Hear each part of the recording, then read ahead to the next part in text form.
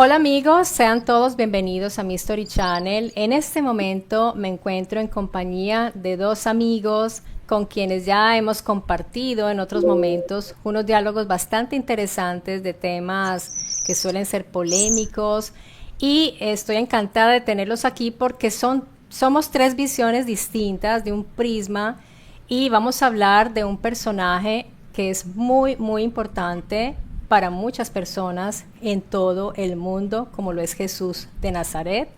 Entonces tengo el gusto de presentarles a Salim Hasir del canal Flecha Antigua y a Simón Guardia del canal Proyecto Orión, que son dos canales que tratan también temas análogos a Mystery Channel, pero como les decía, con puntos de vista distintos. Bienvenido Salim, bienvenido Simón. Marta, muchísimas gracias por la invitación aquí a tu espacio, una vez más en Mystery Channel. Un saludo a todos tus seguidores y nada, complacido de compartir con ustedes dos este tema para que, bueno, las personas escuchen las distintas visiones y al final ellos son los que más se van a enriquecer. Y bueno, yo estoy agradecido por la invitación, Marta, y repitiendo la conversación de estos temas que, como bien dices, tenemos los mismos temas en común, pero conclusiones distintas, y eso es parte del enriquecimiento de las conclusiones para que cada espectador pueda seguir continuando su búsqueda en todo este tema de misterio. Gracias por la invitación. Exacto, muchísimas gracias a los dos. Y es que ya varias personas me han dicho, ay, qué bien que estás invitando a estos dos canales porque compartimos también personas que nos siguen a los tres. Entonces me parece pues muy enriquecedor este diálogo. Y pues como les decía, hoy vamos a hablar de Jesús, que es un personaje del cual pues se ha hablado muchísimo y hay personas que lo han estudiado por decenios. Así que nosotros vamos a hacer una aproximación en un diálogo y dando los datos que cada uno tiene al respecto, sus puntos de vista, de manera que no pretendemos aquí decir que pues tenemos la verdad absoluta de este tema, porque realmente nadie la tiene y creo que en eso estamos todos de acuerdo, porque hasta ahora nadie ha podido dar la última palabra respecto a la historicidad o a la misión de Jesús. Se ha dicho muchísimo al respecto y precisamente me gustaría pues antes como hacer esa aproximación a lo que es el Jesús histórico. Por ejemplo, ¿cuáles son las fuentes que usan los historiadores o que sí, que usan las personas que estudian ese personaje? Y me gustaría que empezaras tú, Simón, a contarnos un poco de lo que tú sabes y ahí vamos añadiendo Salim y yo otros datos también. Sí, de alguna forma u otra no hay 100% de prueba directa con respecto a Jesús, tanto así que no dejó ni un escrito, ni un atuendo, ni una huella que podamos decir, mira, con esto ya es irrefutable. Entonces, de alguna forma hay 4 puntos que se puede resaltar. Por ejemplo, existe, eso sí, un consenso académico entre varios investigadores, quizás no todos, que siguen la línea independiente, incluso que hay una gran posibilidad, una gran probabilidad que la vida de Jesús como personaje existió en el siglo I, ¿ok? Aún así, no existe el 100% de certeza sobre la existencia de ningún personaje antiguo, ¿vale? Porque, por ejemplo, de alguna manera, la duda hacia Jesús, tomando ese argumento como que no es 100%, tampoco es un argumento a agarrar. También existe lo que serían las pruebas indirectas, que eso lo vamos a ver más adelante. De alguna manera, Antonio Piñero, el más cercano que hemos tenido nosotros tres, ha dicho que hay un consenso que fue judío, que fue ajusticiado y que murió. Entonces, hay varias fuentes, ¿no? Son varias. Por ejemplo, hay fuentes cristianas, que son las más cercanas, que sería el Nuevo Testamento, más las epístolas de Pablo, también los apócrifos. También hay fuentes no cristianas, como Flavio Josefo, también Tácito. Lo estoy haciendo como un resumen porque son demasiados. Ustedes también pueden como que ampliar. También está Plinio el Joven, Suetonio, el Talmud judío, que de alguna manera, a pesar de que le hacen crítica a Jesús, es el hecho de que están hablando de la persona en sí. Eso también como que puede corroborar que no hay fuentes parciales, sino que incluso en contra, pero que están hablando de la misma persona. Y hay otras fuentes como el Mará Bar Sarampión, que es una carta que compara a Jesús con Sócrates y Pitágoras, sugiriendo que había una ejecución injusta. Y también una persona llamada Luciano de Samosata, que es un escritor del siglo II, que se burla de los cristianos por adorar un hombre que fue crucificado en Palestina. Entonces, cada fuente de información hace referencia de una persona o de un judío del cual tuvo muchos seguidores, del cual fueron los primeros cristianos o judíos creyentes en Jesús, y que todo eso, en la sumatoria de cuestiones, hace que hay una alta probabilidad de que incluso hay un consenso que el problema no está en la existencia o no existencia de Jesús de Nazaret. El problema o el debate está en qué fue lo que dijo Jesús, qué fue lo que enseñó, cuál fue su filosofía, y vamos a ver más adelante que en realidad no hay una manera de ver a Jesús de Nazaret y entra el gran problema. Entonces le doy la palabra, no sé, a Salim. Salim. Sí, bueno, recogiendo lo que ya Simón aportó, hay varios datos históricos que confirmarían, y también me sumo a lo que él decía. Bueno, fiarse 100% de cualquier dato histórico es complicado porque al final ninguno de nosotros estuvo ahí viéndolo en vivo y en directo, pero así como aplica para Jesús, aplica para cualquier personaje histórico que nosotros no hayamos visto. El mismo Buda, el mismo Saint Germain. Es decir, esa misma duda yo la puedo tener. Sí, de Buda se escribió, se dijo, hay tradiciones orales en la India, hay muchos registros, pero ¿y si se lo inventaron? Es decir, ese mismo sesgo de duda se podría aplicar para todo. El punto es, ¿por qué se duda tanto de la existencia de Jesús? Y sobre todo, ¿por qué se pone también en tela de juicio muchas de sus enseñanzas? Que si él las dijo, que si realmente lo que escribieron los apóstoles fue inventado por ellos, o si él dijo algo parecido. Es decir, hay un debate muy profundo en Jesús, no solamente en el tema de su existencia. Porque lo que decía Simón, ¿no? Flavio Josefo, que es uno de los que es más sonados, ¿no? Cuando se quiere ahondar en ese Jesús histórico, también está, creo que Simón también lo dijo, Tácito, pero hay otros menos conocidos como Bar Serapión, es una de las tantos, Seutonio, bueno, y hay fuentes también como Luciano de Samosata, Talus, que, bueno, de él se sabe muy poco, pero también dejó escritos con referentes, ¿no?, al tema de la crucifixión, sobre todo. También Flegón de Trales, en el siglo II, también se dice que escribió varias cosas o crónicas donde menciona a Jesús. El mismo Meumonio de Apamea, Celso, y también, bueno, los rollos del Mar Muerto, que entra dentro de la polémica porque sabemos que estos son textos apócrifos. La gran mayoría de la vida de Jesús ni siquiera está en los evangelios, está en los textos apócrifos. Claro, los evangelios no son una fuente histórica muy confiable, yo diría que es la que menos, porque se sabe que la Biblia ha tenido diversas manipulaciones. Entonces, utilizar los evangelios como el sustento de la historicidad de Jesús no es muy buena idea. Sin embargo, ahí están esos registros, y también, como apuntaba Simón, en el Talmud también se menciona. Y si se menciona, bueno, es por algo se mencionará. El punto aquí es también, que yo supongo que lo reflexionaremos más adelante, ¿por qué también conviene dudar tanto de la figura de Jesús? ¿A quién le conviene? ¿Por qué se profundiza en el debate? Más allá de sus enseñanzas, que unas tienen un poderío, desde mi punto de vista, espiritual y de conocimiento científico incluso, que ningún otro personaje en la historia ha dejado en la humanidad. Eso también es importante. ¿Qué es lo que hay detrás también de que se esté dudando tan profundamente de la existencia y las enseñanzas de Jesús? Entonces, ese punto también yo supongo que lo tocaremos más adelante.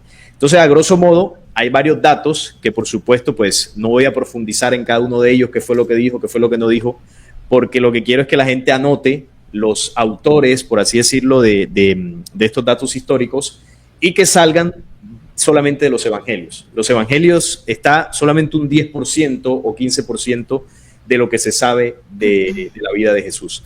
Entonces, bueno, no sé, Marta, supongo que tú tendrás datos adicionales.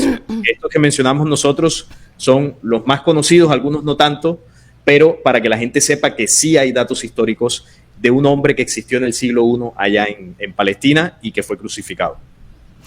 Bueno, más que añadir datos, porque me parece que ustedes han dado una información muy completa al respecto, quiero comentar algo sobre lo que tú dices, porque me pareció interesante esa pregunta que tú haces, que es una pregunta bastante que te hace pensar. Tú dices, ¿a quién le convendría que se dude de Jesús? Quiero dejarla allí como pendiente en el corchito para que no nos olvidemos de retomarlo, porque me parece excelente para un debate, para, digamos, para confrontar ideas. Pero como estamos hasta ahora hablando de las fuentes, porque no todo el mundo sabe cuáles son las fuentes que usan los estudiosos, ustedes han dado unas y muchas de las que han dado yo no conocía.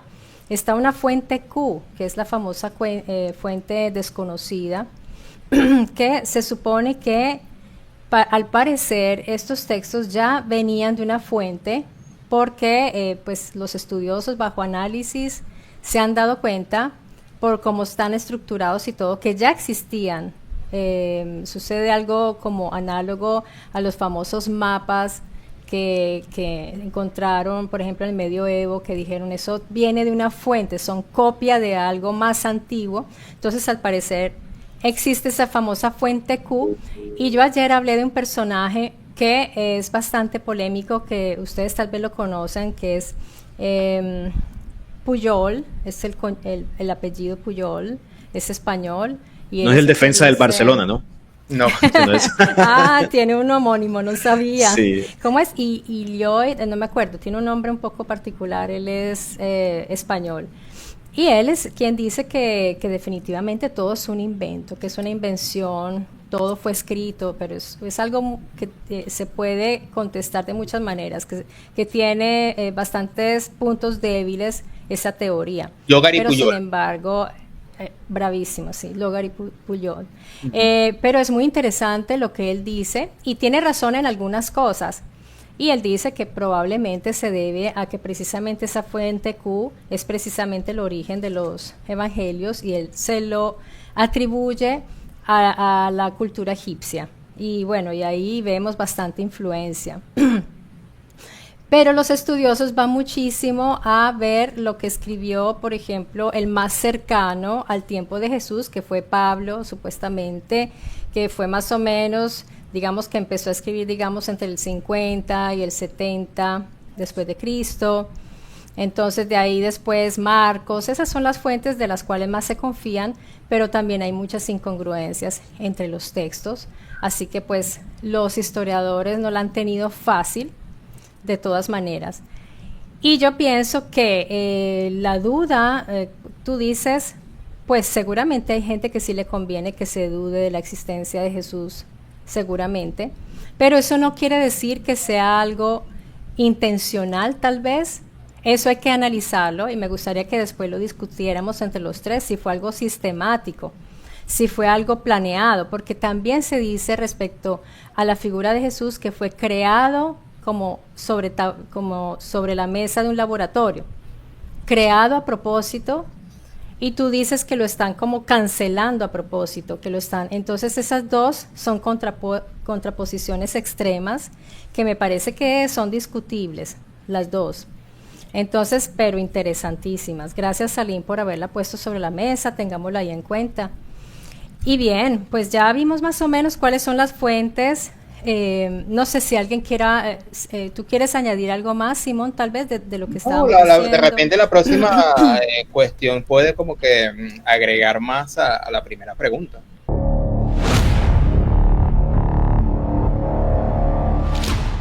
Sí, tenemos el tema de los textos, que ya habíamos comentado en la primera pregunta, y también está algo particular en la investigación, porque yo me sentí como que haciendo un poquito de la tarea, en el tema de los objetos de contexto. Por ejemplo, hay una piedra de Pilatos que confirma que Pilatos fue una persona física que tuvo un rango de juez y todo ese tipo de cuestión. También están las barcas de Galilea, las características son muy similares a como están descritas en los evangelios. Las antiguas sinagogas, incluso se encontraban huesos de talón de crucificados. muy semejante a la descripción de Jesús. Entonces son estos y varios elementos como que una forma de corroborar indirecta o directamente los hechos contados ahí en los evangelios, ¿no? Porque estamos hablando de los evangelios sin meter textos apócrifos. Y bueno, hay ciertas formas, por ejemplo, como método número 2 sería criterio de múltiple atestación. El más inmediato es el evangelio de Tomás, que nada tiene que ver con los 4 canónicos. Tiene más de 50 dichos de Jesús que están en los evangelios y no tienen que ver, en teoría, directamente entre ellos. Entonces, de alguna manera u otra, uno va confirmando al otro que hay como que una correspondencia. También está el criterio de coherencia que se da dentro de los evangelios, que es una línea coherente, aunque eso obviamente es algo muy dudoso, porque ¿quién eligió los evangelios? ¿Por qué los 4 evangelios? Entonces no es que hay una línea de coherencia como tal, porque según Antonio Piñero hubo 86 evangelios y 12 sectas cristianas, del cual estaba el paulinismo, el gnóstico y los judeocristianos, y al final fue ganando Pablo de Tarso por distintos mecanismos que él explica. También hay métodos de investigación, por ejemplo, está análisis de fuentes, lo que estamos haciendo ahorita, sobre las fuentes directas e indirectas, la crítica textual de las congruencias, incongruencias y las contradicciones. También está la arqueología, la cuestión de estos descubrimientos contextuales, y también el estudio de la oralidad, que sería el estilo, la forma de hablar, si se corresponde o no al siglo I o fue una extrapolación posterior. Si, por ejemplo, se sabe que Pablo de Tarso se escribió nada más de las 14 o 13 cartas, 7 u 8 nada más. Entonces, claro, ¿por qué? Porque hay un estudio de oralidad, un estudio textual, donde se ve que hay un cambio de estilo. O también que de alguna manera se sabía que escritores tomaban autores famosos y se lo acreditaban a sí mismos, y era una costumbre que tampoco es como que puede ser algo malintencionado, sino que era una costumbre antigua, igualito como Isaías. Hubo 3 Isaías. La gente cree que hubo uno. Entonces, claro, todo esto hay límites y debates. Por ejemplo, como decía antes, el problema no es la inexistencia o existencia de Jesús, sino, por ejemplo, ¿por qué si esto trae problemas, no se lee esto y ya? Es decir, ¿por qué al leerlo ya no se caen las conclusiones que están en los evangelios cada uno a su casa? Porque, de alguna manera, porque esto no pasa al leer a Sócrates, a Platón, a otros autores, como decías tú en la entrevista pasada. ¿Por qué pasa esto con Jesús? Porque hay ciertas relaciones, como se relaciona con la verdad, se relaciona con la salvación, se relaciona con la religión, con tu destino, y entonces como que esto no es un filósofo cualquiera, sino que la persona que en la conclusión vaya, si paso por desapercibido a Jesús y su mensaje, mi destino del alma está en peligro. Y entonces ahí entra el problema de estos debates, de que siempre está ahí el tema de la interpretación. Entonces, por eso es que siempre llama la atención el tema de Jesús, y es un libro magnético, porque la gente siente que ahí parte su salvación o su destino, por todas estas relaciones. Bien, interesante esa observación que tú has dado.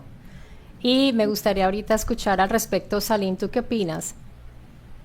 Bueno, todo lo que dice Simón es cierto. Hay varias cosas que uno puede ir enlazando, porque yo, por ejemplo, a nivel personal, no tengo dudas de que haya existido, porque hay muchas formas de corroborarlo, ¿no? Los datos históricos, tanto de los textos que hay, personas que contaron esta historia a través de tradición oral, restos arqueológicos. Bueno, hay varias cosas, ¿no?, que se pueden ir recopilando. El punto también es, estamos hablando de un personaje que parte la historia en dos. Y aquí la pregunta es, ¿por qué parte la historia en dos? Como decía Simón también, ¿por qué grandes filósofos en la historia, grandes científicos antiguos o personas que hablaron también de conocimientos espirituales no generaron el mismo efecto en la humanidad? Eso a mí me llama la atención. ¿Por qué este hombre, que, bueno, según lo que se dice, por ejemplo, en la bueno, fue un personaje más que se hizo pasar por el Mesías? Según muchos historiadores, ponen en duda su existencia, la ciencia no confirma 100% ciertos datos históricos que se relatan en algunos documentos. Es decir, parecería como que la duda permanece y no habría como un desenlace en todo esto. Sin embargo, la huella que dejó en la humanidad es imborrable. Y la pregunta es, ¿por qué? Entonces, claro, aquí ya el debate se sale más allá de la existencia o no, y entra en la enseñanza, que muy bien Simón ahora lo mencionaba. Cuando uno analiza las enseñanzas de Jesús, toca temas muy profundos que tienen que ver con la existencia, con el espíritu humano, con el propósito de nuestra existencia. Hablaba de un Padre, una fuente, un Dios verdadero. Y claro, son cosas que, lo quieras o no, tocan fibras muy sensibles. Y cuando tú empiezas a profundizar en el mensaje de Jesús, sobre todo alejado de la religión, porque yo sé que este mensaje se ligó a un movimiento cristiano que, claro, sus apóstoles y muchos discípulos y seguidores de él después comenzaron a adoptar otras tradiciones y, bueno, convirtieron el cristianismo en una secta y en una religión naciente que se completó de confeccionar bajo el Imperio Romano.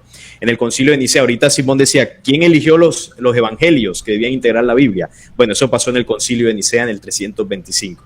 ¿Qué pasa? Que Constantino, ya ustedes supongo que saben esta historia de que él reúne el Concilio de Nicea porque el Imperio Romano estaba dividido en sus credos, ¿no? Por un lado el cristianismo, que creció de una forma incontrolable, y por otro lado estaba la tradición pagana, que ellos pues adoraban distintos dioses. Entonces Constantino tuvo la ingeniosa idea de unir el mensaje de Jesús, el cristianismo, con otras religiones. ¿Qué hace él? Él llama a los obispos del cristianismo, a los líderes del cristianismo, y los soborna.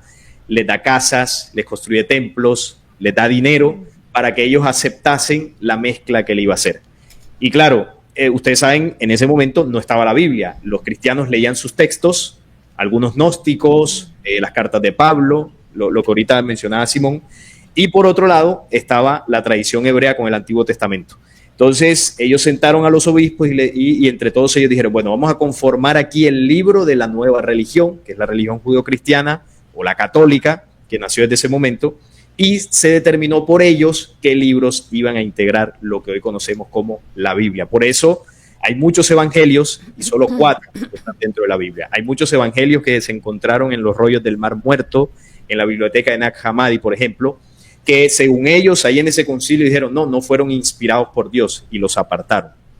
Varios textos como el apócrifo de Enoc, y varios ahí que relatan puntos importantes y enseñanzas muy importantes del mismo Jesús. Entonces, a partir de ahí se comenzó a crear una religión que, si bien se expandió el cristianismo, desde mi punto de vista lo que hizo el cristianismo como plan, porque así lo veo yo, fue un plan para distorsionar el mensaje de Jesús. El cristianismo es el principal enemigo de la figura, o más bien del mensaje de Jesús. Ahora, ¿por qué se cuestiona tanto la figura de él? Recordemos a quién se enfrentó Jesús en ese momento. Se enfrentó al poder dominante, que era Roma, el imperio dominante, y se enfrentó al poder religioso dominante del lugar donde él estaba, que fue al judaísmo. Él se enfrenta al Sanedrín. Entonces, para nadie es un secreto que en la actualidad, cuando uno hace una investigación ni siquiera muy profunda, y esto muchos investigadores lo saben, el poder que domina el mundo es el sionismo internacional, el judaísmo internacional. Domina los bancos, las familias de origen, los bancos, los dueños de la Reserva Federal, que es el banco privado que imprime el dólar, que es la divisa mundial, fue creado por las familias judías de los Estados Unidos. Quienes dominan el Fondo Monetario Internacional, el Banco Mundial, pertenecen a las familias de origen judío, las grandes petroleras. Es decir, estoy aquí mencionando datos que la gran mayoría de la gente sabe. Entonces, si el poder mundial actual domina el mundo y está relacionado con ese pueblo elegido del Dios del Antiguo Testamento, y fue el mismo poder al que Jesús se enfrentó en aquella época, amenazando en ese enfrentamiento sus intenciones de establecer su religión como la única religión dominante en aquel entonces, es evidente que ellos eran los más preocupados por desvirtuar el mensaje y la figura de Jesús desde aquel entonces. De hecho, en los evangelios y en los apócrifos está que cuando Jesús muere en la cruz y él ya había anunciado que iba a resucitar, ellos ponen en marcha un plan para evitar ese evento. Aunque ellos no creían que él iba a resucitar, ellos dijeron, bueno, por las dudas, vamos a poner ahí unos guardias en la tumba para que no se le dé por resucitar, y aquí sí se nos acaba esto.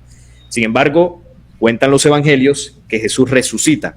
¿Y qué es lo que ellos comienzan a decir? No, que los seguidores robaron el cuerpo. Bueno, se inventan una cantidad de cosas para desvirtuar el fenómeno de la resurrección. Entonces, claro, así hay varios episodios de la vida de Jesús donde esta gente pues intentó desvirtuar lo que él estaba haciendo. Pero bueno, ahora más adelante vamos a comentar otros aspectos, pero lo que quiero concluir en este punto es que datos históricos de Jesús existen, la forma de comprobar el Jesús histórico está. Que quizás para algunos no sea suficiente, bueno, ya eso depende de la necesidad de respuestas que tú tengas y la forma en que tú tengas para buscar. Pero el punto es que más allá de la existencia o no, se nota que hay un proceso para poner en duda las enseñanzas que Jesús dejó, tanto en el Nuevo Testamento como en otros textos. Bueno, ya fuiste bastante adelante en la historia, pero es muy interesante porque estás dejando abiertas unas puertas que yo quiero empezar a desarrollarlas. No sé, Simón, si tú quieres añadir algo. No, más bien yo más bien estoy anotando esos puntos pendientes ahí. Eso, porque no quiero dejarlos pasar. De repente se dejan ya para otra entrevista porque son temas bastante largos y hay que tocarlos, sí. No, pero yo sí quería intervenir respecto a algunas cosas que mencionaste, Salim, porque son bastante interesantes. Tú empezaste haciendo una pregunta, ¿por qué trascendió la historia de Jesús? Pero tú mismo la respondiste, porque tú hablaste de lo que sucedió ahí en el concilio de Nicea, en todos esos concilios que fueron formando la religión, yo no diría judeocristiana, yo diría que eso que se fundó fue una institución católica romana, porque es verdad que el cristianismo sale del judaísmo, como digamos, van tomando cosas del judaísmo porque Jesús mismo era judío.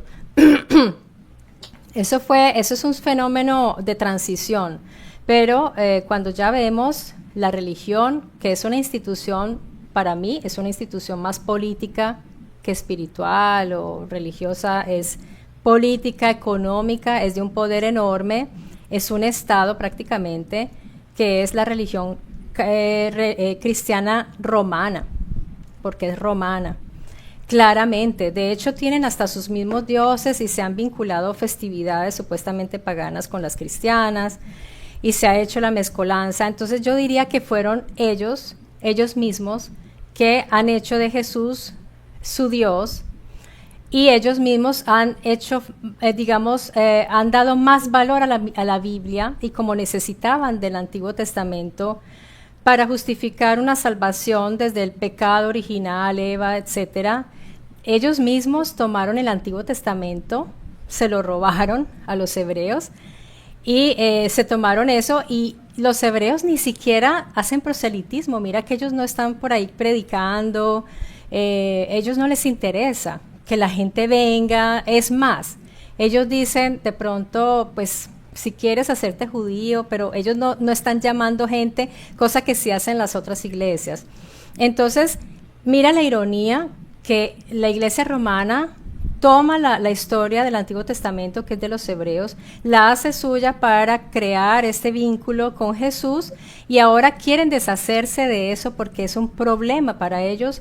Ellos mismos dicen que el Génesis es un mito, que es una metáfora y no ven la hora de deshacerse del Antiguo Testamento, pero no pueden porque se supone que Jesús, el Salvador, viene desde las profecías del Antiguo Testamento. Entonces, la misma Iglesia Católica hizo famosa la Biblia de los hebreos, la historia de los hebreos, y para ellos ha sido un problema.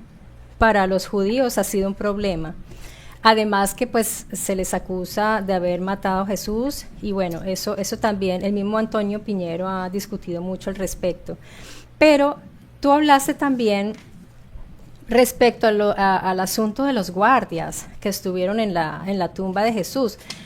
Tú tienes un punto de vista interesante, pero yo lo que veo y lo que se suele ver en esos textos es que en realidad lo que temían era que se robaran el cuerpo para luego decir que había resucitado. Eso está también escrito ahí, que ellos temían eso. Entonces, es lógico que hubieran puesto guardias, porque no querían que se robaran el cuerpo, porque era importante para estas gentes, ¿no? Para estas personas. De manera que, y tú le otorgas un poder enorme a los judíos, que es una cosa que yo tengo una objeción ahí, porque si bien es cierto que ellos tienen poder y que tienen poderes económicos muy fuertes, yo pienso que no totalmente, yo pienso que hay unas facciones enfrentadas. Yo creo que los poderes no están en una sola línea genética, sino que hay varias familias que se discuten, familias por decirlo de alguna manera. Pero si fueran tan poderosos, pues si uno mira la geopolítica, cómo se mueve, pues no dependerían de tantas decisiones como de Estados Unidos, etcétera, etcétera. Yo creo que tú les otorgas un poder demasiado grande a los judíos. No sé si alguien quiere opinar al respecto. Sí, bueno, mira, dentro de lo que comentabas ahorita, de por qué yo le llamo religión judeocristiana, bueno, ese título se lo colocaron ellos mismos a esa religión. Y es básicamente porque integra la Biblia y el judaísmo, como tú lo dices, la tomaron el Antiguo Testamento y lo mezclaron con las enseñanzas de Jesús. Así se denominan ellos mismos. Entonces, ¿por qué eso, aunque parece algo contradictorio o perjudicial para el judaísmo, al final les conviene? Porque hay un plan detrás de eso. Para nadie es un secreto que los judíos están esperando su Mesías. Eso lo dicen ellos mismos abiertamente. No es un cuento religioso. ¿Qué pasa? Ellos se dieron cuenta que el cristianismo estaba creciendo tanto que ya no lo podían controlar. Es decir, era algo que ya ellos no podían erradicar de la humanidad. Y ellos comenzaron a gestar un plan desde concilios como el de Yanni, el concilio de Nicea y muchos otros. Y es tomar el mensaje de Jesús, pero detrás del mensaje de Jesús insertar el judaísmo camuflado. ¿Por qué? Si nos trasladamos desde el 325 hasta la actualidad, donde después se crearon en los años 1500 las religiones protestantes, o más bien, las corrientes protestantes, ¿no?, del cristianismo. ¿Qué hace el cristianismo? El cristianismo espera una segunda venida de Jesús. Pero la forma en que el cristianismo moderno espera la segunda venida de Jesús es bajo los mismos parámetros o muy parecidos en que los judíos esperan la venida de su Mesías. O sea, indirectamente el cristianismo está preparando la venida del Mesías hebreo. Ellos esperan un hombre, los cristianos esperan un hombre, que es Jesús en su segunda venida. Los cristianos apoyan la construcción del tercer templo, que los judíos, pues para ellos son los más interesados en que eso suceda. Los cristianos aceptan al pueblo de Israel como el pueblo elegido y aceptan de que el Dios del Antiguo Testamento es el mismo Padre de Jesús. O sea, si lo miramos, es la misma religión o tiene, no es la misma religión, tiene las mismas bases fundamentales, una religión y la otra. Entonces, claro, si los hebreos están esperando al Mesías y ese Mesías, dicho por ellos y dicho por varios mensajes proféticos también, él va a imponer una nueva religión a nivel mundial, porque eso se sabe que el orden global traerá también una nueva religión, como lo hizo Constantino, porque cuando domina un imperio, el imperio que manda impone la moneda, impone la política e impone la religión. Y eso hizo Roma cuando dominaba. Impuso su religión, que fue el catolicismo. Si va a entrar un nuevo orden, y eso pasa siempre, ese nuevo orden que entra a nivel geopolítico va a poner las reglas a nivel económico y va a poner las reglas a nivel político y a nivel religioso. Bueno, ese nuevo orden va a estar dirigido desde el sionismo internacional. ¿Cuál es la religión? Evidentemente, la religión basada en el judaísmo. ¿Qué necesitan ellos? Que gran parte de la humanidad acepte esa nueva religión. En muchos casos será a la fuerza, como pasó con el Imperio Romano y el cristianismo, con el tema de las cruzadas y todo aquello, pero en la gran mayoría de los casos la gente la va a aceptar porque simplemente les va a gustar.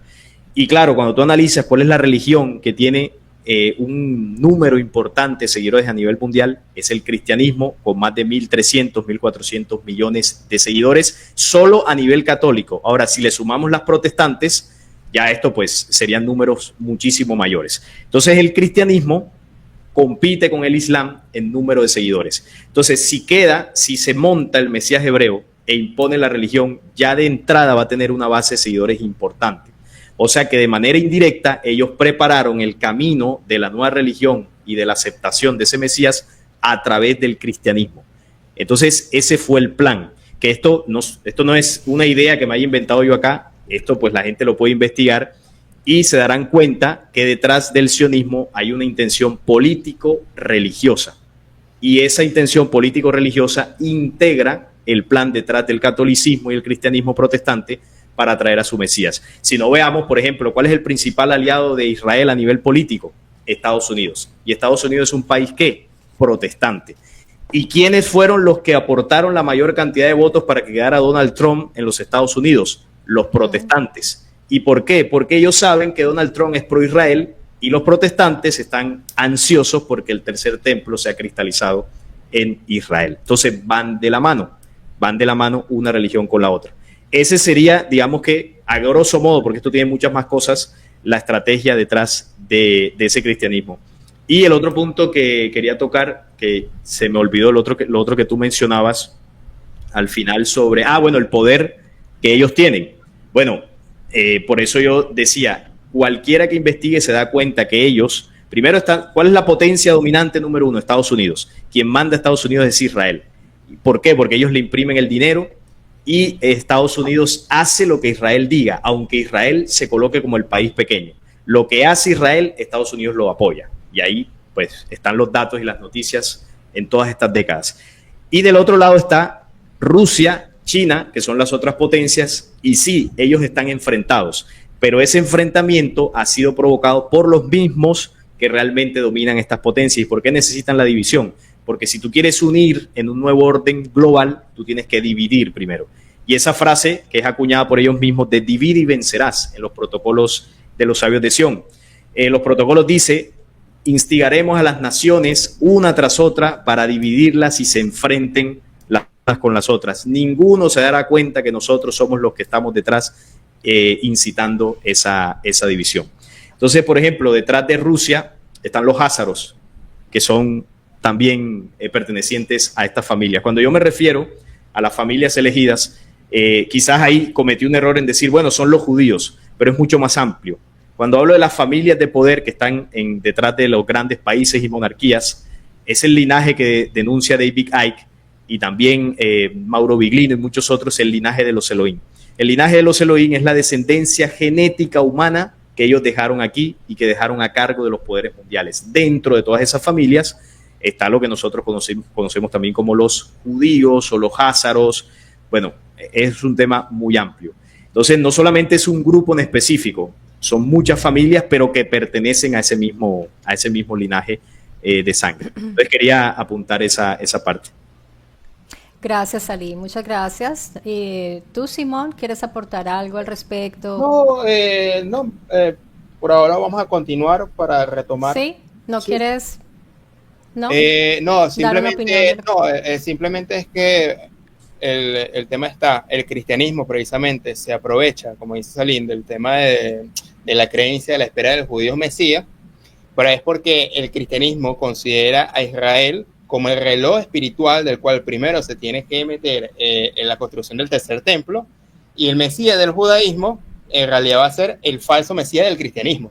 Entonces, como va a decir paz y seguridad, como dice el texto, de repente dice, caerán en destrucción repentina. Y ahí dirán los cristianos alegremente, wow, tuvimos razón, el de usted es el falso Mesías, porque ustedes de alguna manera apoyan el anticristo. Ahora nosotros vamos a venir con nuestro Jesús, que es el verdadero Mesías. Entonces es un tema religioso, pero atrás de esa idea religiosa obviamente está el tema político que obviamente, como ahí sí apoya Salim, es que buscan el voto político protestante, aprovechando la idea cristiana de que esperan su Mesías, pero también aprovechando que consideran Israel como el reloj espiritual.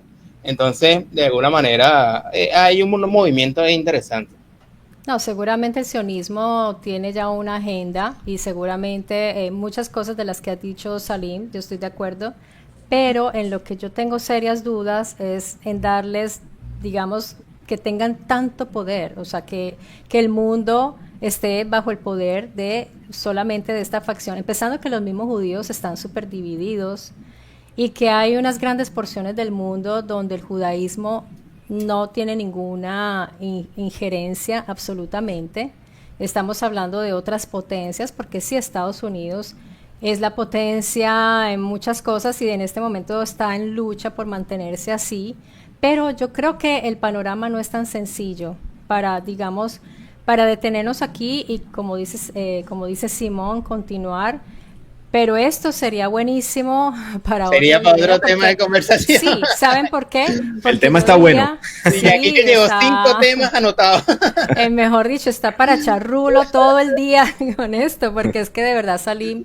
Pero sería interesante poner encima de la mesa las cartas geopolíticas, la situación del mundo, porque a veces nosotros lo vemos desde una perspectiva de lo que alcanzamos a ver en estas narraciones, en algunas narrativas, pero a la larga, esta gente que se sienta a tomar decisiones que nos cambian la vida y nos gestionan la vida, a veces no es como nosotros lo vemos o como una persona, porque sí, en los sabios de Sion se dicen muchas cosas que se están cumpliendo, pero no está dicho que sea solamente, es lo que yo pienso, debajo de un poder sionista. No pienso que sean solo ellos los que estén manejando todas estas cosas, pero sí pienso que hay una intención. Igual ellos mismos, por ejemplo, en su misma profecía, ellos piensan que alguna vez van a recuperar, van a tener el dominio mundial. Eso es, ellos esperan eso,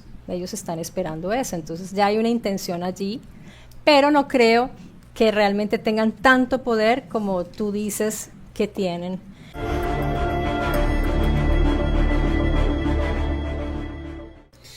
Bueno, aquí entra ya el tema de la separación de caminos, porque entre la investigación es que hay más de 7 Jesús distintos.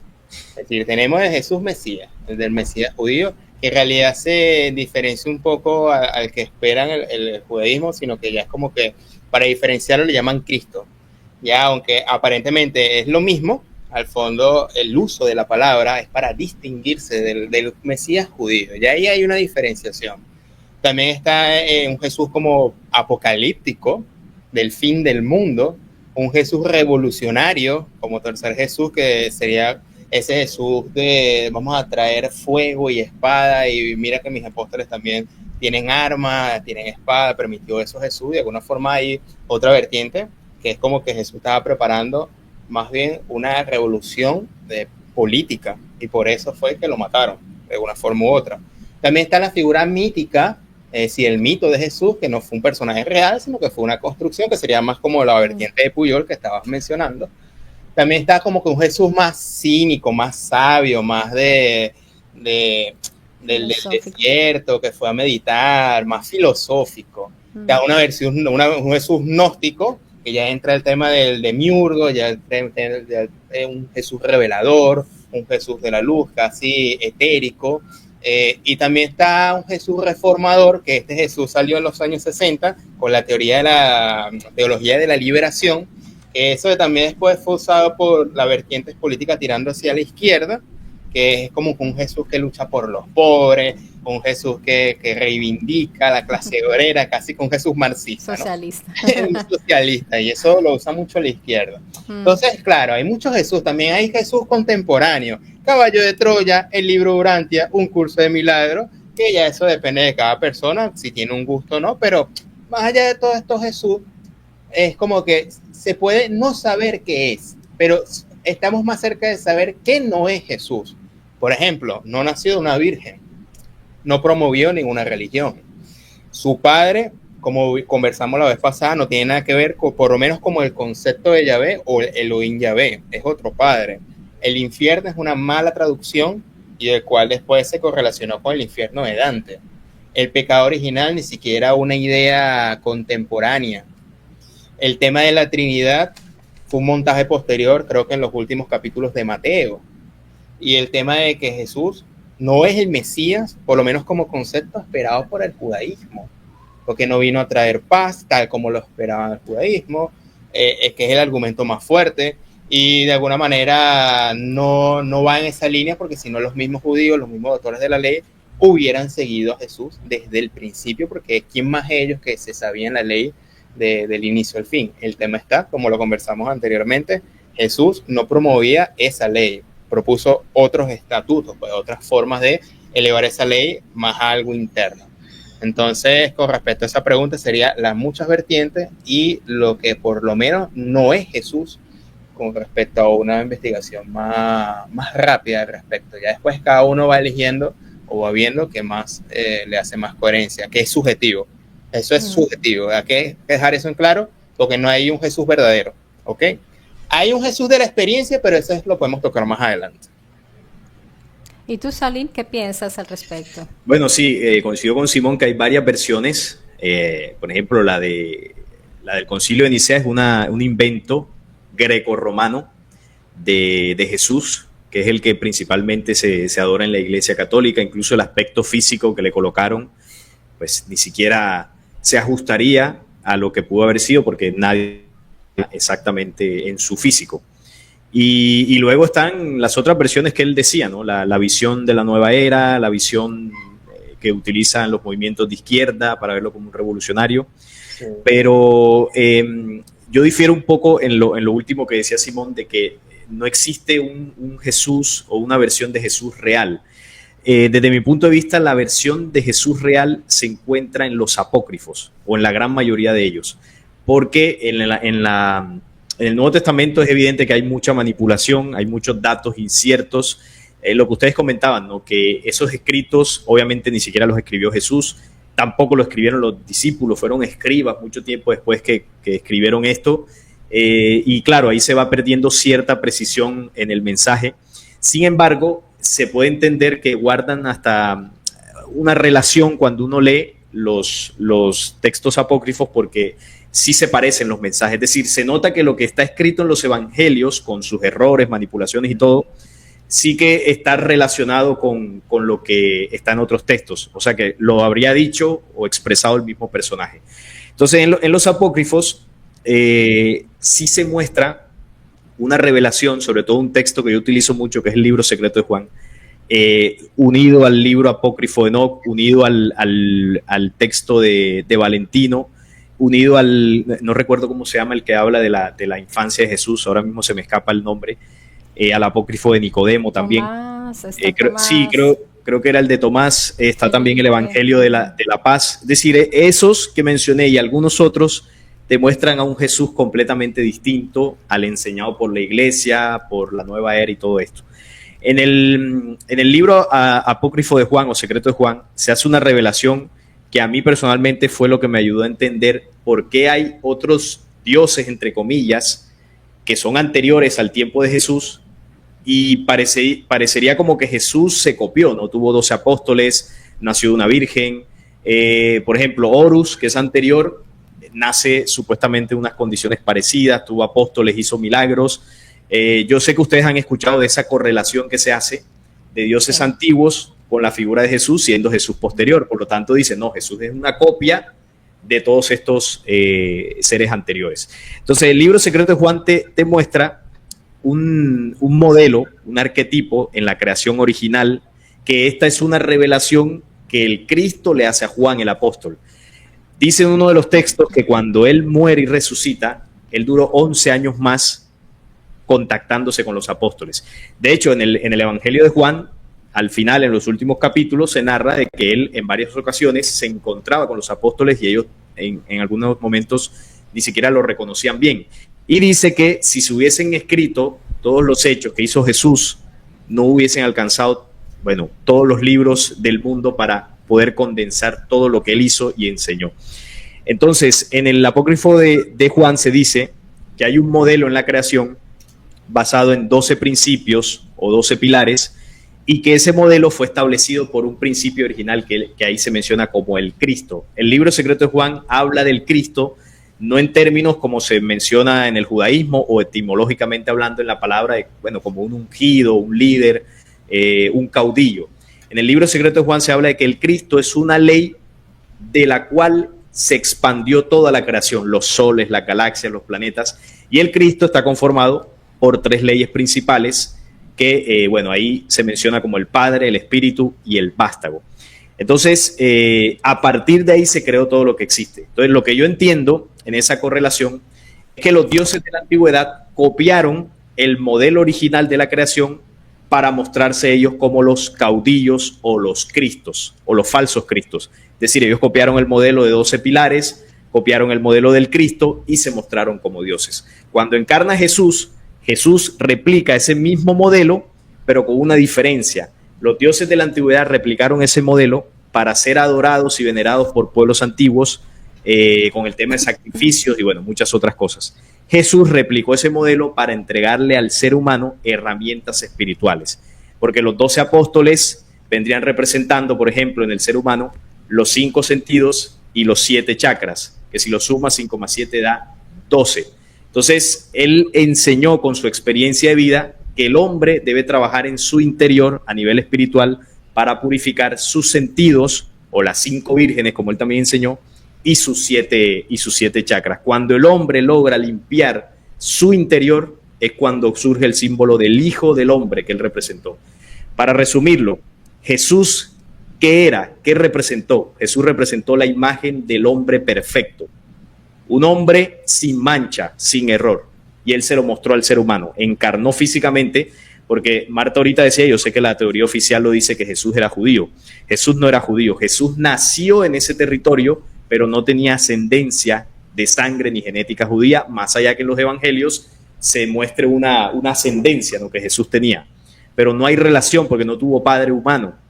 Dentro de la tradición hebrea, ustedes saben que la ascendencia se tira por el lado del padre. María tampoco era judía, pero bueno, esto es otro tema, ¿no? Esto es una historia mucho más larga, pero toda la familia de Jesús, las personas que estuvieron alrededor de Jesús y él mismo, no eran ni siquiera hombres terrícolas. Ahí hubo un contacto extraterrestre. Él mismo lo decía, ¿no? Yo no soy de este mundo, y por eso podía hablar, sobre todo en los apócrifos, de reinos, no reino de los cielos, sino humanidades anteriores a la tierra. Esa es una de las cosas que el libro secreto de Juan enseña. Entonces, bueno, yo sé que es un tema complejo, y claro, alguno dirá, ¿qué pruebas tienes de eso? ¿Qué datos históricos? Bueno, no hay. ¿Y por qué no hay? Sencillo, porque esos documentos revelan conocimientos que no son terrestres. Y ahí sí ya entra dentro de la percepción que cada uno tenga de Exacto. Investigarlo, profundizarlo y decir, oye, esto me hace sentido, decir, no, yo esta locura no la creo bajo ninguna circunstancia. Y bueno, ya eso depende de cada impulso de la búsqueda. Claro que sí. De hecho, lo que tú estás mencionando, ahí se nota muchísimo los textos, la literatura egipcia, persa, zoroástrica, Babilonia, se ve muchísimo esos libros apócrifos. De hecho, si ustedes le preguntan a Antonio Piñero, él como historiador no los tiene en cuenta, porque él dice, son libros tardíos, donde ya están muy muy permeados de todas estas culturas ajenas a lo que era en sí el contexto, digamos, judío. Y respecto a lo que tú dices, que Jesús no es judío, es interesante esa acotación que tú haces. Genéticamente no, es cierto, según, o sea, si la narración que están dando allí es real y sucedió así, seguramente Jesús no tiene una genética judía. Pero, digamos, por parte de María habría que ver, porque tú dices que ella no era judía, esto habría que revisarlo porque sé que hay también otras opiniones, pero sería un híbrido. ¿Y qué sucede aquí? Que sí era judío. ¿Sabes por qué? Porque culturalmente, cuando yo digo judío, me refiero a que él nace en un contexto judío, crece y se educa como judío, hace todo lo que hacen los judíos porque él estudia los textos, estudia como todos los otros judíos. En ese sentido es judío.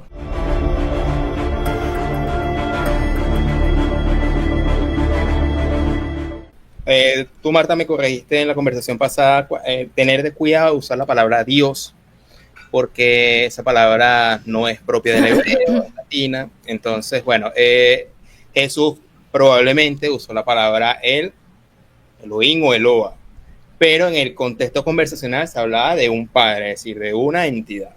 Entonces, este viene siendo hijo de este padre, pero que también él dijo, también ustedes son hijos de este padre. Entonces, es una distinción entre cualquier Elohim que se puede presentar físicamente afuera, pero él dice que ese padre además tiene la característica de habitar dentro.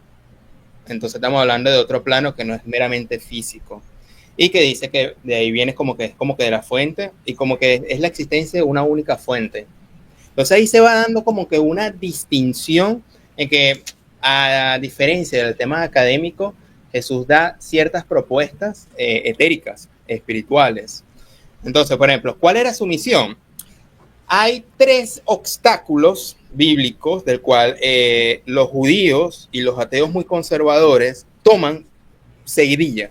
Por ejemplo, ellos dicen, ¿Cómo puede ser posible que Jesús habla de espiritualidad o de amor si él en sus palabras textualmente dijo: he venido a traer fuego al mundo y ya quiero que arda?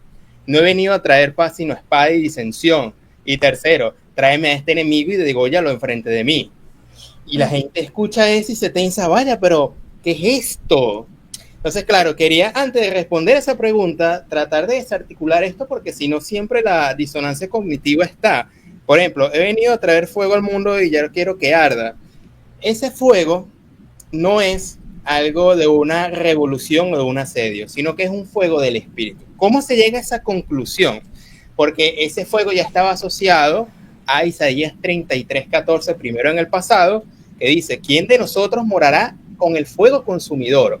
¿Quién de nosotros habitará con las llamas eternas? El que camina en justicia y habla lo correcto, y ahí entra un montón de descripciones de una persona justa. Entonces, ese fuego no se relaciona necesariamente a un infierno, sino que se relaciona a un fuego simbólico.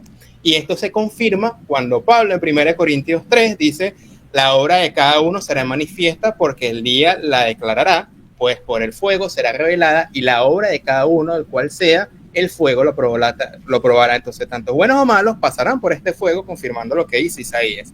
Entonces, claro, al ver el texto completo, he venido a traer fuego a la tierra, como quisiera que ya estuviera ardiendo, ok, pero dice más adelante: pero tengo que pasar por la prueba de un bautismo, y cuánta angustia siento hasta que esto se cumpla.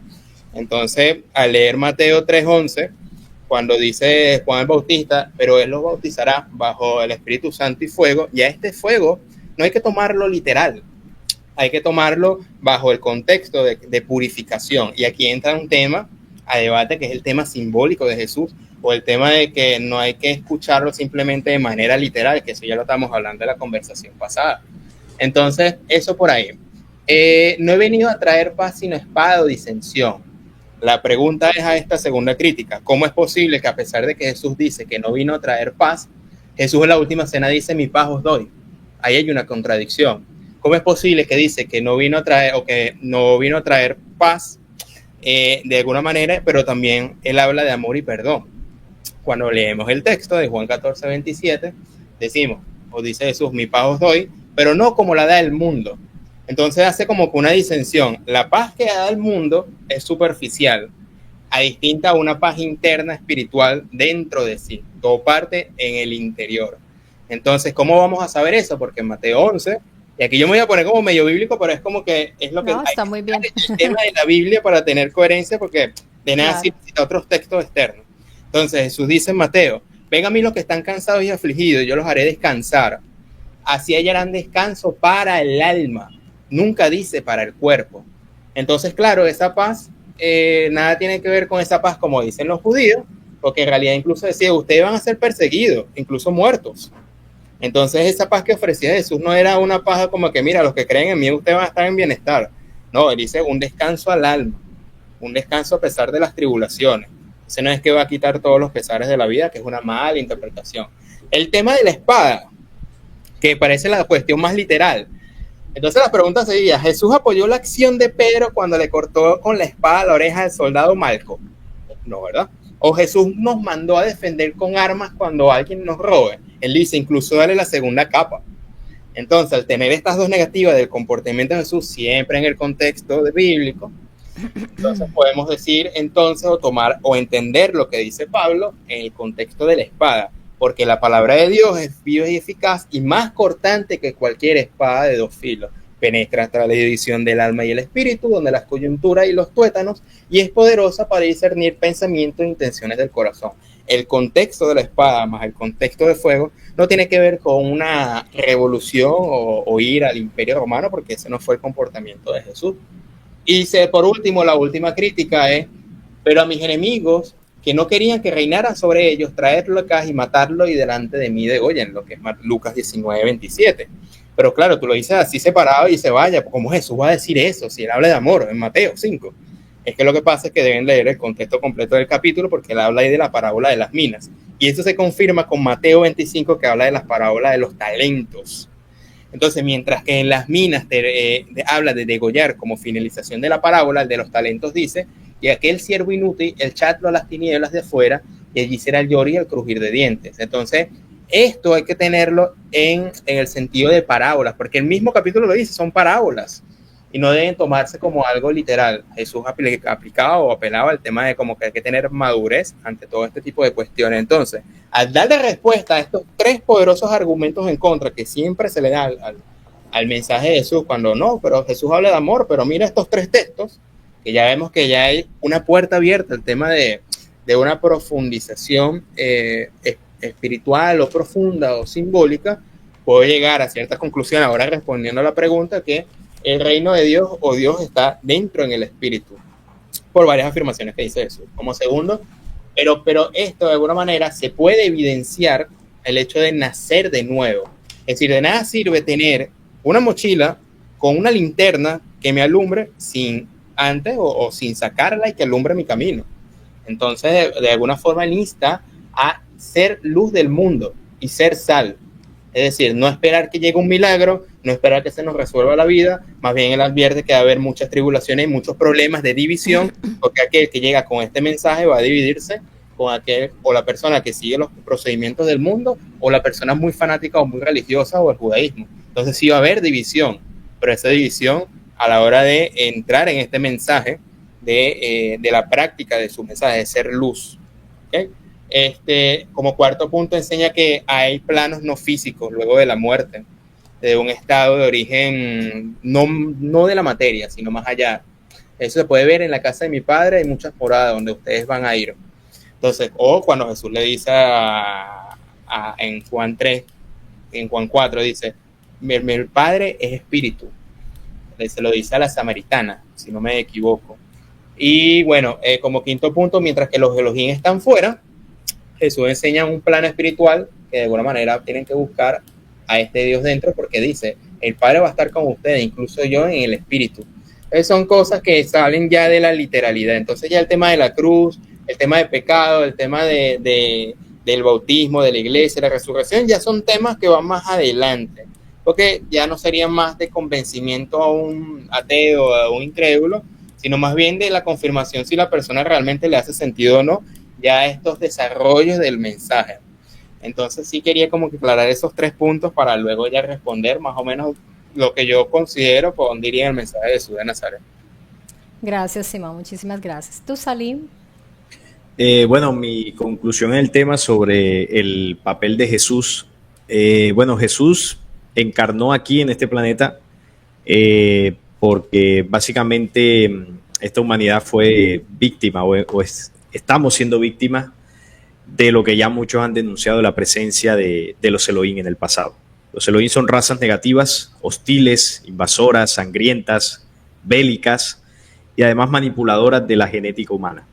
Entonces, esta humanidad, sufrimos, ¿no? Como humanidad, una intervención bastante oscura de estos seres. Y claro, ahí se puso en marcha un plan de restitución, de restaurar la genética humana, de restaurar el espíritu humano. Y de personajes que vinieron a contribuir en ese plan, porque han sido varios que han venido de otro tiempo, de otras humanidades que han encarnado aquí. Jesús fue uno de ellos. Pero no solamente fue uno de ellos, Jesús es el principal, es el vástago, el Cristo. Digámoslo así, es el jefe del plan de restauración de la humanidad. Entonces, Jesús encarna en Israel.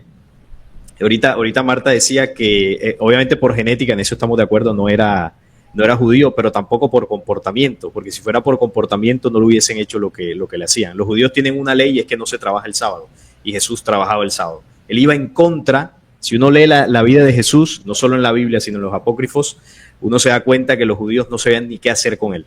Los tenía hartos, literalmente hablando, porque era un personaje que se ganaba la aceptación de gran parte del pueblo, pero que enseñaba algo diferente a lo de las leyes. Entonces, ahí también él por eso se ganó muchos problemas estando allí. Pero él, ¿por qué lo hizo? Bueno, el bombero nace, o más bien el bombero llega donde está el incendio, ¿no? Israel se convirtió en el nido de la serpiente, donde estaba el centro de operaciones de uno de los Elohim, que bueno, comenzó a cristalizar su plan de dominio mundial, que es el que, bueno, Mauro Viglino denuncia como el Elohim Yahvé, ¿no? Yahvé, que es uno de los que pertenece a este grupo de seres invasores.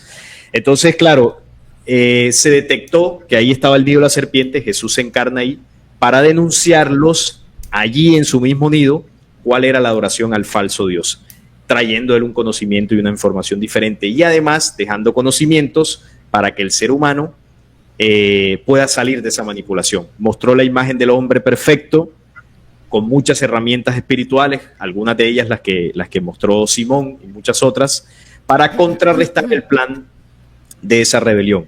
Por ejemplo, los Elohim enseñaron la ley del talión, la venganza, y Jesús enseñó lo contrario, ¿no? El perdón, el amor. Y con este ejemplo que estoy poniendo lo coloco para que se entienda que las herramientas que él entregó fue para contrarrestar las enseñanzas de los falsos dioses. Y en la aplicación de esas enseñanzas, el ser humano podría depurar, limpiar la herencia de ese legado negativo y comenzar a vivir una nueva realidad. Y ahí es donde él habla del símbolo del Hijo del Hombre. El Hijo del Hombre es el resultado de mi transformación. Por eso es el Hijo del Hombre, lo que yo voy a parir, no a nivel físico, como los hijos que podemos tener, sino a nivel espiritual, como él le enseñó a Nicodemo. En eso consistía nacer de nuevo. El Hijo del Hombre es el ser humano de la tierra transformado. Y que él se mostró a sí mismo como Hijo de Hombre para que viéramos cómo actúa, cómo piensa, cómo se comporta un ser humano sin manipulación. Eso representó Jesús. Es decir, si nosotros sentimos odio, nos da rabia algo que nos hagan, a Jesús no le pasaba eso porque no tenía en su espíritu ni en su genética esa manipulación. Por eso cuando a él lo golpearon en el Calvario, por lo que está dicho, por lo que está escrito, ni siquiera lanzó una mala palabra en su contra. A cualquiera de nosotros nos dan un golpe y nos agarramos a trompadas con el que sea. Entonces, claro, él mostró una altura espiritual nunca vista en la humanidad.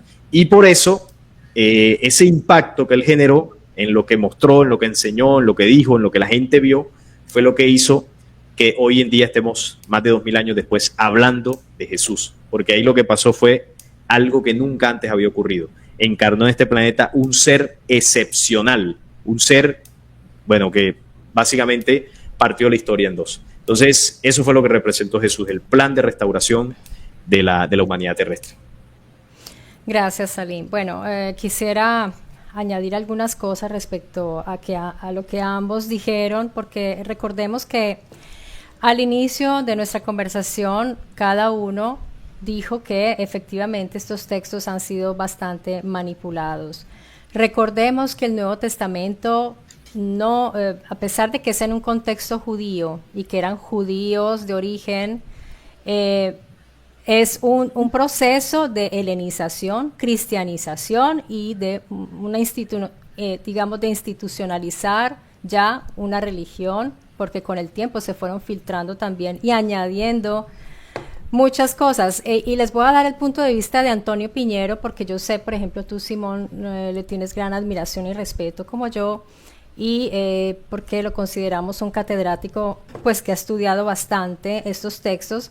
Y él mismo dice que han sido muy manipulados estos textos, que cuando a Jesús se le ponen palabras así como tan tiernas, tan dulces, él tiene muchas dudas al respecto, porque él ve más un Jesús enérgico y fuerte. Sí, era un predicador del reino, era un predicador de cierta, pero él ve un Jesús que a veces entra en cólera también, entonces no corresponde con ciertas cosas. Por eso se ve esa contradicción cuando Jesús actúa de una manera más guerrera, más fuerte, y después le ponen como palabras como para endulzarlo, para proyectarlo de esa manera.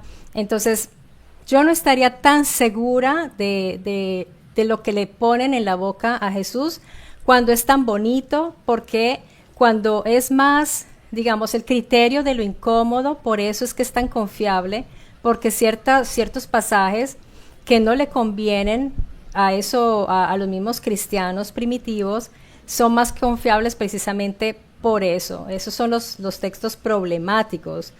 Recordemos que Jesús le dio látigo a esas personas en el templo. Jesús era una persona que era fuerte. Recordemos que las discusiones entre los fariseos es normalísimo, y ellos se dicen cosas fuertes también porque todo el tiempo están en discusión. Pero recordemos que a Jesús no lo matan los judíos, a Jesús lo mata Poncio Pilatos, y eso mismo lo dice Antonio Piñero. Nosotros estamos acostumbrados a ver las películas donde están los judíos diciendo, sí, mátenlo. No podemos confiarnos en eso ni dejarnos influenciar. Y recordemos esa tonalidad que se le da a los textos en los evangelios, porque recordemos que esta gente se fue separando del judaísmo y Pablo creó este Jesús ya cristiano. Pablo fue el que creó el cristianismo prácticamente y él se separa del judaísmo totalmente para irse más hacia hacia el helenismo, hacia la tendencia griega. Y entonces, por eso yo no estaría tan segura de esto, no estaría tan segura. Yo sé que los judíos no lo consideraban o no lo consideran el Mesías, pero ellos han sufrido muchísimo por un texto donde se da como una especie de maldición.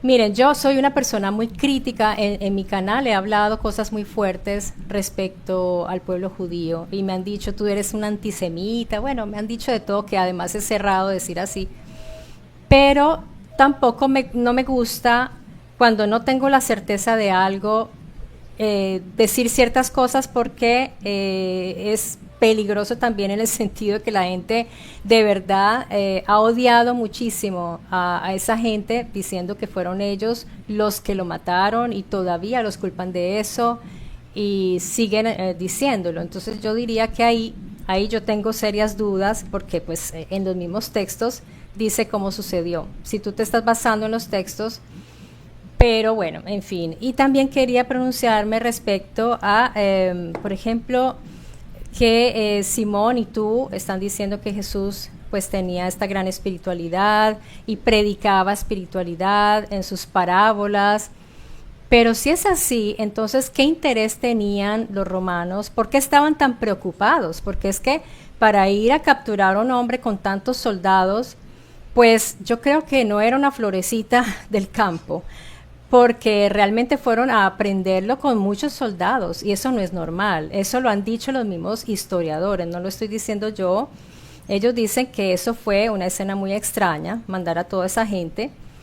Y lo mismo a Juan Bautista también, porque realmente ellos sí estaban poniendo en peligro, ellos estaban reuniendo gente.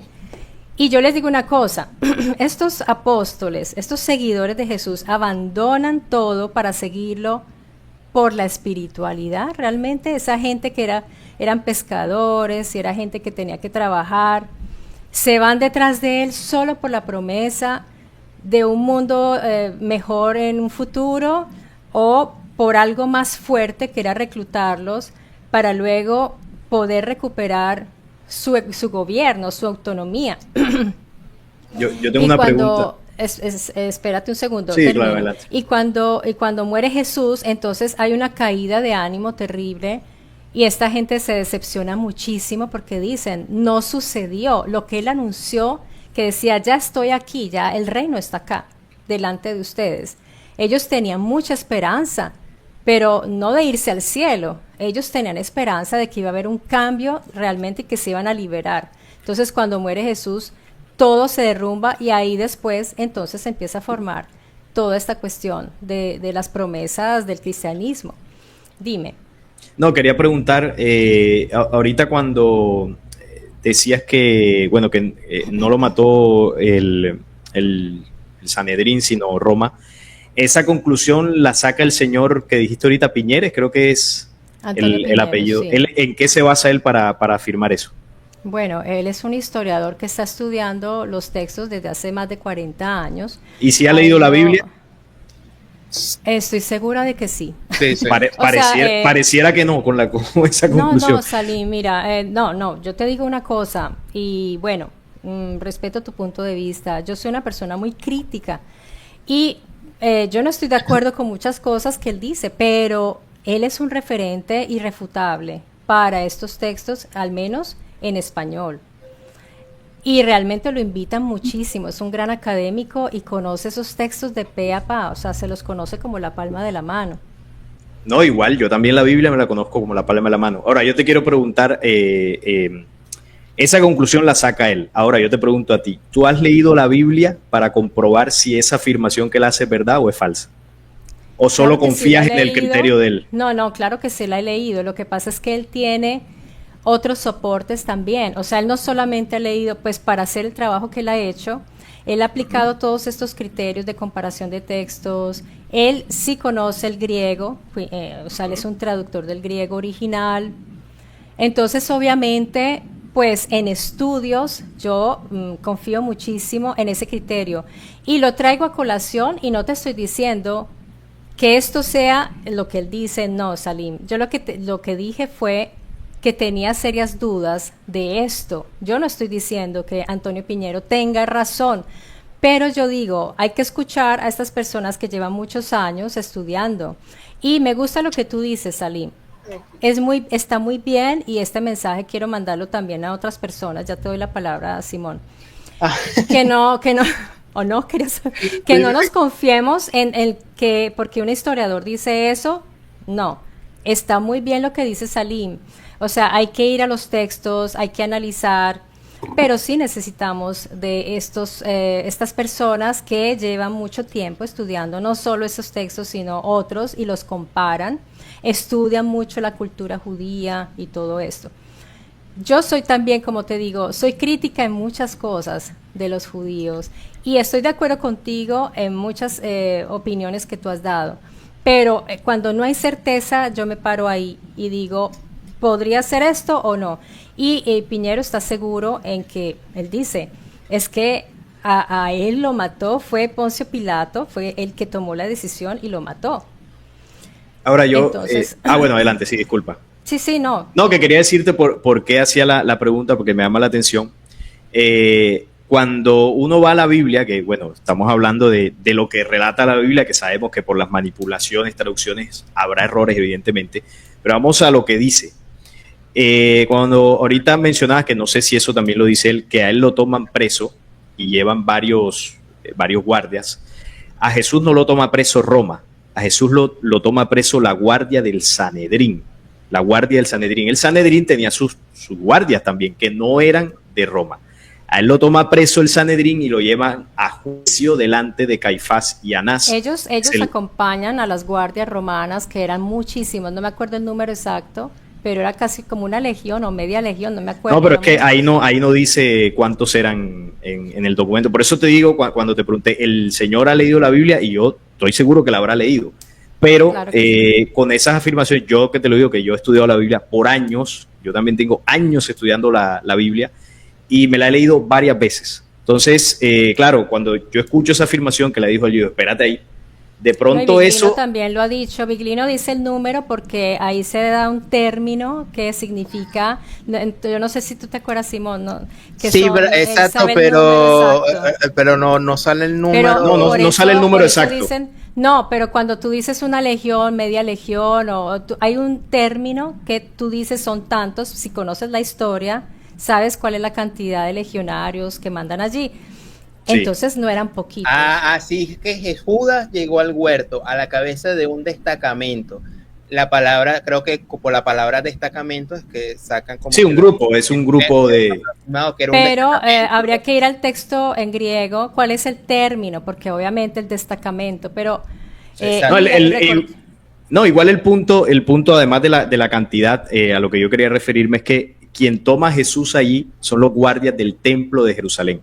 Entonces, ¿qué pasa? Roma era un imperio que conquistaba pueblos, pero Roma no era un imperio que una vez conquistaba ya se apoderaba de todos los pueblos. Es decir, Roma dejaba que las colonias Sí. tuvieran su propia economía, su propio ejército. hasta depende. Y Porque es que exacto, mira, hasta cierto punto. recordemos también, sí, es que igual Jesús sí estaba ya siendo un problema. Después de, por ejemplo, lo que sucedió en el templo, Jesús se tuvo que escapar en bombas porque o si no ahí lo hubieran cogido.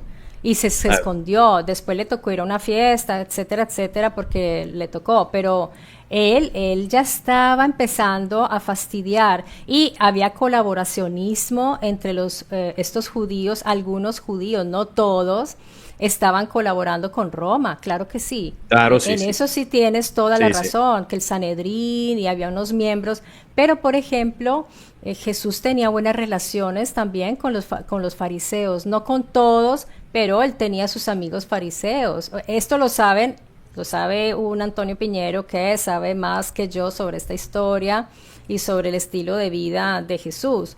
Entonces, pues hay que ver todas estas cosas y bien el contexto. Ay, te perdimos, Salim. No, aquí estoy. ¿Me Ah, escuchan? bueno, se congeló la imagen, pero quedaste muy bonito. Pero me escuchan. Sí, sí, sí, sí. Sí, Ahí eso ya ya. todo. Ah, ya volvió. No, sí, es que Ay, he notado estabas todo que, angelical. no, he notado que eso ha pasado ahorita también, como en dos ocasiones vi ¿Sí? que Simón también se quedó congelado, pero bueno, debe ser por cuestión del Sí. internet. No, pero Entonces mira que es internet.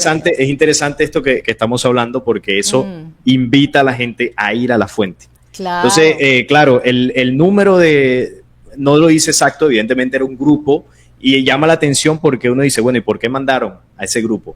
Bueno, evidentemente Jesús no estaba solo, tenía el grupo de apóstoles y ellos temían que se pudiera generar una revuelta y dije, bueno, esto para que no se nos salga de las manos hay que apresarlo. Él lo apresan de noche, lo llevan ante Pilatos, le hacen un juicio injusto porque no se cumplió, digamos, los requisitos de ley para enjuiciarlo de esa forma. Y son ellos los que lo llevan ante Poncio Pilatos. Si bien Roma es el autor material de la ejecución de Jesús, el Sanedrín es el autor intelectual. En varias ocasiones, dice el mismo texto, ellos querían apedrearlo para matarlo. Ahora, ¿por qué ellos querían que Jesús tuviese ese desenlace? Porque dentro de sus leyes talmúdicas, dentro de sus leyes que Jehová entregó a Moisés, ese era el desenlace que tenía que tener un personaje que le generara problemas como se lo generó Jesús.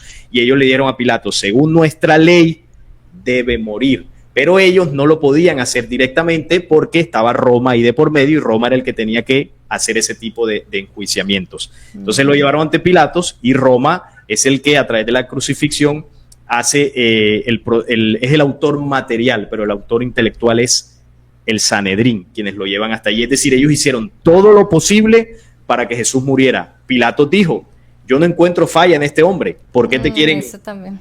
Entonces, Eso también lo discutían los historiadores, decían, pero ¿por qué ponen a Pilatos como en esa imagen si él estaba acostumbrado a matar? O sea, ese hombre había enjuiciado una cantidad de gente y lo ponen como, ay, no, yo no quiero, no. O sea, toda esa serie de situaciones ellos las descartan como históricas.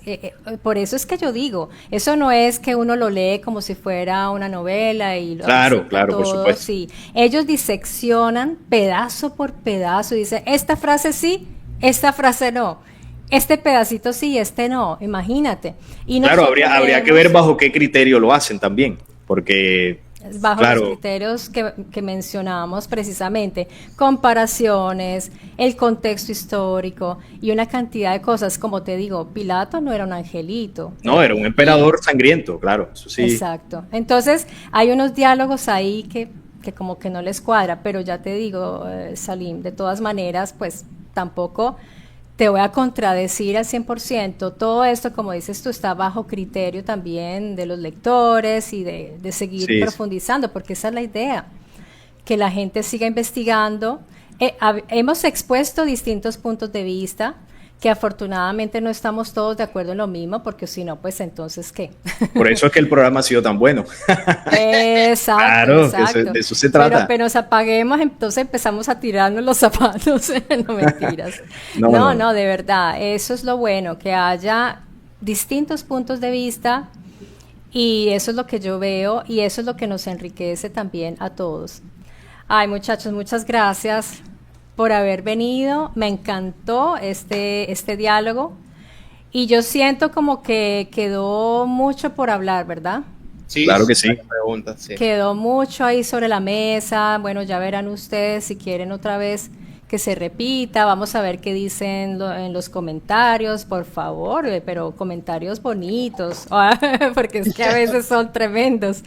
Ah, eso es normal, eso siempre pasa. Sí, Estamos expuestos públicamente claro, y claro. eso viene dentro del Pero paquete. lo importante es edificarnos. Yo, la verdad, aquí en el canal tengo personas muy bonitas que pues aportan muchísimo. Entonces, eso es lo que yo espero.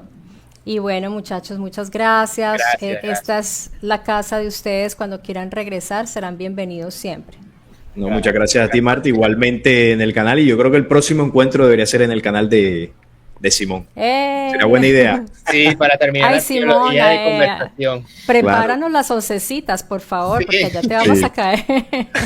No, perfecto, perfecto. Y, no, y gracias por la invitación, y gracias a Salim por la invitación anterior. Y bueno, la conversación continúa, ir armando temas para que la persona Continuará. continúe la búsqueda. Claro que sí. Claro que sí. Ay, Muchas bueno, gracias. un abrazo a todos y muchas gracias.